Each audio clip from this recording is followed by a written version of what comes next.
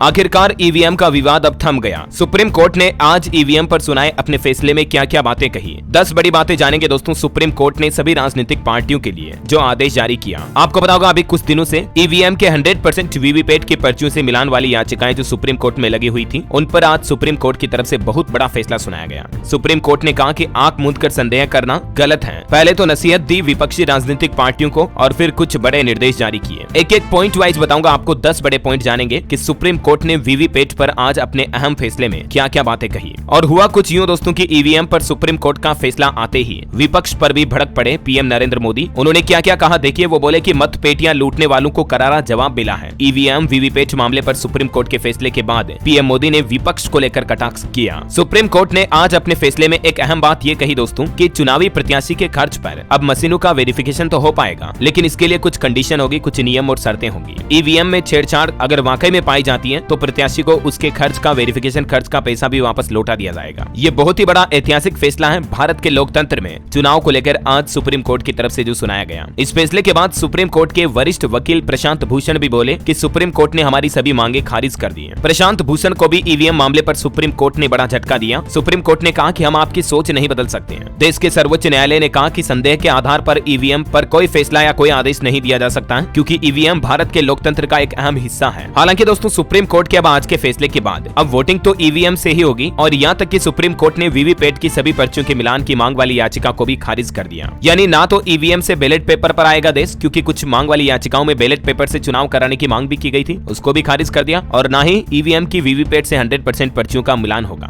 लेकिन 2 बड़े निर्देश जो आज देश के लिए एक बड़ा ऐतिहासिक फैसला बन गए हैं। समझिए जरा पूरा सुप्रीम कोर्ट का फैसला किया है। सबसे पहले तो सुप्रीम कोर्ट ने इन दोनों के 100% मिलान वाली मांग की याचिका को खारिज कर दिया और कहा कि बैलेट पेपर से भी चुनाव नहीं होंगे, किंतु परंतु लेकिन कैंडिडेट की शिकायत पर ईवीएम की जांच अवश्य हो पाएगी। ये एक बड़ी आजादी दी है चुनावी प्रत्याशियों को आज सुप्रीम कोर्ट ने। कोर्ट ने ईवीएम के इस्तेमाल के 42 साल के इतिहास में पहली बार जांच का रास्ता खोल दिया है। आज शुक्रवार को सुनवाई हुई। सुप्रीम कोर्ट की बेंच जस्टिस दीपांकर दत्ता और जस्टिस संजीव खन्ना की थी। दोनों ने एक मत से फैसला सुनाया। वैसे आपको जनरल नॉलेज के लिए बता दूं, देश में पहली बार 1982 में यानी 1982 में केरल में ईवीएम से आम चुनाव हुए थे और सुप्रीम कोर्ट में चुनौती के बाद इन चुनावों को रद्द भी कर दिया गया था। लेकिन अब केस और फैसले के असर को समझिए सभी पक्षों के नजरिए से। आम आदमी यानी मतदाता पर इस फैसले का असर क्या पड़ेगा, राजनीतिक पार्टियों और कैंडिडेट्स पर इस फैसले का असर क्या पड़ेगा, और याचिकाकर्ताओं को सुप्रीम कोर्ट ने क्या कहा और इस आदेश के बाद चुनाव आयोग को क्या क्या निर्देश जारी किए। 3 बड़े निर्देश चुनाव आयोग को भी जारी किए हैं। सारी चीजें पॉइंट टू पॉइंट वाइज में आपको समझाता हूँ, समझिए जरा। प्रधानमंत्री नरेंद्र मोदी भी बोले कि ये फैसला विपक्ष के मुंह पर तमाचा है। चुनाव आयोग ने भी इस फैसले के बाद कहा कि 40 बार अदालतों ने याचिकाएं खारिज की, उसके बावजूद विपक्ष ईवीएम को लेकर सुप्रीम कोर्ट में जाता रहा है। अब आखिरकार आज जो ये ऐतिहासिक फैसला सुनाया, इसमें सबसे पहले आम आदमी यानी कि मतदाता के लिए सुप्रीम कोर्ट ने कहा कि आम आदमी की वोट देने की प्रोसेस में कोई बदलाव नहीं होगा। वोटर पोलिंग बूथ जाएगा, उंगली पर स्याही लगेगी, चुनाव अधिकारी कंट्रोल यूनिट का बटन दबाएगा और वोटर बैलेट यूनिट में कैंडिडेट के नाम के सामने का बटन दबाएगा और फिर कुछ सेकंड तक वीवीपैट की लाइट में अपनी पर्ची देख सकेगा। ये पहला पूरा सिस्टम जो है मतलब सुप्रीम कोर्ट ने फैसला सुनाया कि पहले की ही तरह लागू रहेगा। ओके,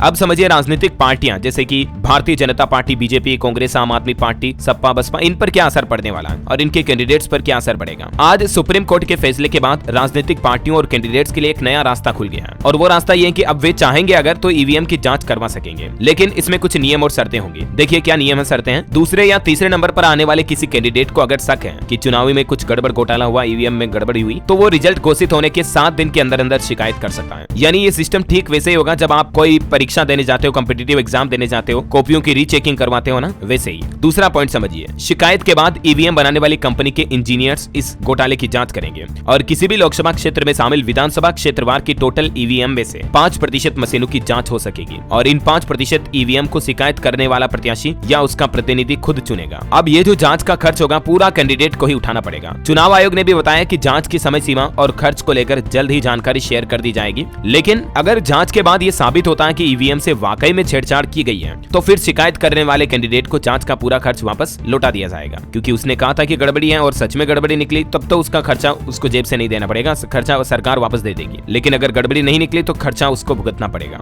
अब तीसरा पॉइंट समझिए, याचिकाकर्ताओं पर इसका क्या असर पड़ेगा। उन सभी लोगों की याचिकाओं को सुप्रीम कोर्ट ने खारिज कर दिया, लेकिन ईवीएम की जांच के आदेश से थोड़ी राहत जरूर मिली है। एडीआर के वकील प्रशांत भूषण ने कहा कि सुप्रीम कोर्ट ने कई निर्देश दिए हैं जिसमें कैंडिडेट के लिए शिकायत और फिर से जांच की बात भी कही गई है। हालांकि उसके बाद सभी याचिकाओं को खारिज कर दिया। अब देखिए, सुप्रीम कोर्ट ने चुनाव आयोग को भी 3 बड़े निर्देश दिए। पहला, सिंबल लोडिंग प्रक्रिया के पूरा होने के बाद इस यूनिट को सील कर दिया जाए और सील की गई यूनिट को 45 दिन के लिए स्ट्रॉन्ग रूम में स्टोर किया जाए। दूसरा, इलेक्ट्रॉनिक वोटिंग मशीन से पेपर स्लिप की गिनती के सुझाव का परीक्षण किया जाए। तीसरा, यह भी देखा जाए कि क्या चुनाव निशान के अलावा हर पार्टी के लिए बारकोड भी हो सकता है। तो थोड़ा मतलब ईवीएम में भी चुनाव आयोग को अपडेट करना चाहिए, अपडेशन करना चाहिए समय की मांग के अनुसार। ये 3 बड़े निर्देश दिए हैं सुप्रीम कोर्ट ने आज। अब देखिए सरकार पर, मौजूदा गवर्नमेंट पर इसका क्या असर पड़ने वाला। तो सुप्रीम कोर्ट ने अपने इस फैसले में वर्तमान की जो मोदी सरकार है उसके लिए कोई निर्देश नहीं दिया, क्योंकि उसको तो दिक्कत भी नहीं है ईवीएम से। अब कुछ और पॉइंट समझिए। ईवीएम और वीवीपैट से चुनाव प्रक्रिया पर सुप्रीम कोर्ट ने कहा कि बिना सोचे समझे सिस्टम पर सवाल उठाना बेवजह शक को बढ़ावा देता है और इसलिए इस तरह की कोई गड़बड़ी नहीं होती है चुनाव के दौरान ईवीएम में, और इसलिए आम मतदाता, आम नागरिक कोई टेंशन ना ले। ठीक है। और दूसरा पॉइंट देखिए आप, वीवीपैट क्या है। अगर आप वोट देने गए होंगे कभी न कभी तो आपको पता होगा, जब हम इलेक्ट्रॉनिक वोटिंग मशीन पर बटन दबाते हैं, अपने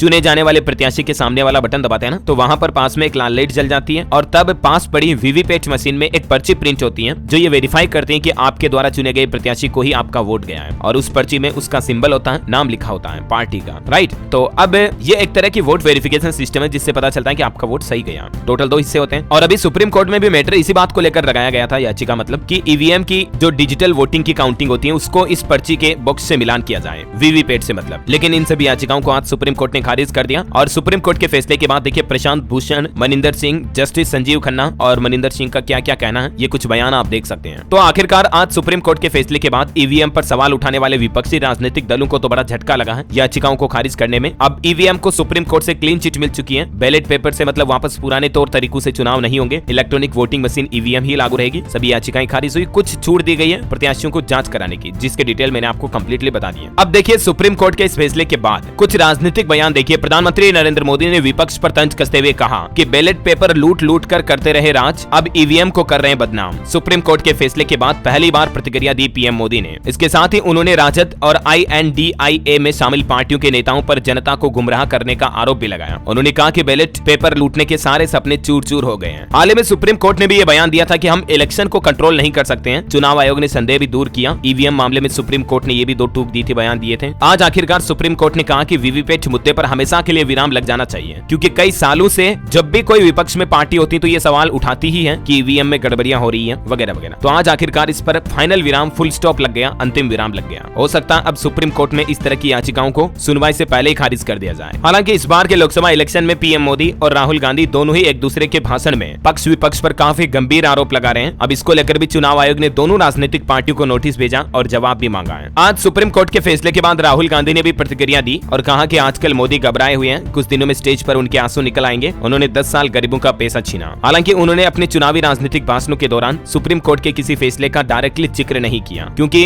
विपक्षी पार्टियों के लिए ये सुप्रीम कोर्ट का फैसला एक तरह से झटका ही है। बहरहाल अभी मैं ज्यादा डिटेल में आपको राजनीति पर चर्चा नहीं करूंगा, क्योंकि आप गलत समझोगे फिर। खैर, जो भी ये सुप्रीम कोर्ट का फैसला था ईवीएम पर, क्लियरली मैंने आपको समझाने की कोशिश की और उम्मीद है आपको A to Z इन्फॉर्मेशन कांच की तरह समझ में भी आई होगी। और भी आपके मन में कोई सवाल है, आपकी राय है, इस पर मुद्दे पर क्या विचार है, कमेंट करके बताइए जरूर। और इस वीडियो को लाइक और शेयर करना, DLS न्यूज चैनल को सब्सक्राइब करके बेल आइकन जरूर दबा देना, रोजाना ऐसी इन्फॉर्मेटिव काम की खबरें देखते रहने के लिए। जय हिंद, जय भारत, वंदे मातरम।